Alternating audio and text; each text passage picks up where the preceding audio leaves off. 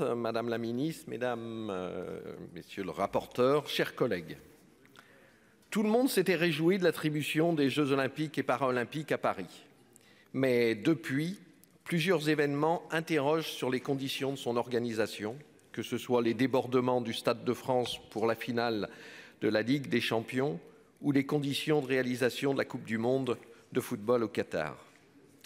Il faut tout faire pour que le sport sorte vainqueur de cette compétition et pas la seule réussite commerciale de cet événement planétaire. Le sport propre, dans l'exemplarité des disciplines exigeantes, peu médiatisé avec des athlètes admirables plutôt que le sport business et les vecteurs commerciaux que deviennent désormais certaines stars du sport. Notre pays doit être à la hauteur de ces Jeux olympiques et paralympiques par la maîtrise des coûts de l'organisation, par la sécurité due aux athlètes et aux spectateurs, et enfin par l'héritage que doit léguer cet événement. La Cour des comptes dit ne pas être en mesure à ce stade d'établir le coût global des Jeux et son impact total sur les finances publiques.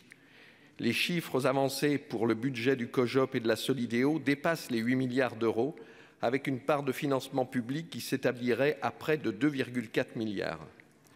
Le coût réel des Jeux comprendra aussi les dépenses des collectivités territoriales et les dépenses de l'État relatives aux dispositifs de sécurité autour des Jeux et au sein des infrastructures de transport.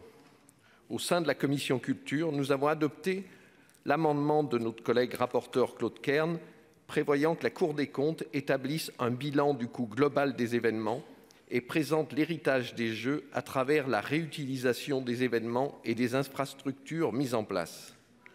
Madame la Ministre, vous avez fait part de votre objectif que les Jeux laissent une empreinte durable, tout d'abord matérielle, notamment en Seine-Saint-Denis, avec la construction d'équipements sportifs de proximité, de 4000 logements accessibles ou d'aménagements routiers, piétons ou vélos d'utilité publique. Nous veillerons à la réalisation de ces objectifs auxquels nous adhérons. Dans ce sens, la commission culture a adopté l'amendement de notre président Laurent Lafont visant à permettre une mutualisation des moyens de la Solidéo avec un autre établissement de l'État. Ceci devrait permettre à la société de se maintenir durant la phase de reconversion des ouvrages en s'appuyant sur les moyens d'un autre établissement public foncier et d'aménagement. Autre point, l'accueil des Jeux crée aussi des interrogations, voire des inquiétudes sur la manière de répartir les effectifs chargés du maintien de la sécurité sur l'ensemble du territoire. 30 000 forces de l'ordre seront mobilisées chaque jour pendant les épreuves et leur présence dans les transports en commun sera également doublée. Nous regrettons que l'amendement de notre collègue du groupe RDSE, Nathalie Delattre, n'ait été retenu. Il visait à s'assurer que les personnels temporairement affectés à des missions de maintien ou de renforcement de la sécurité des Jeux, ce que nous approuvons, retrouvent à la fin de l'événement leur affectation antérieure au plus tard le 31 décembre 2024.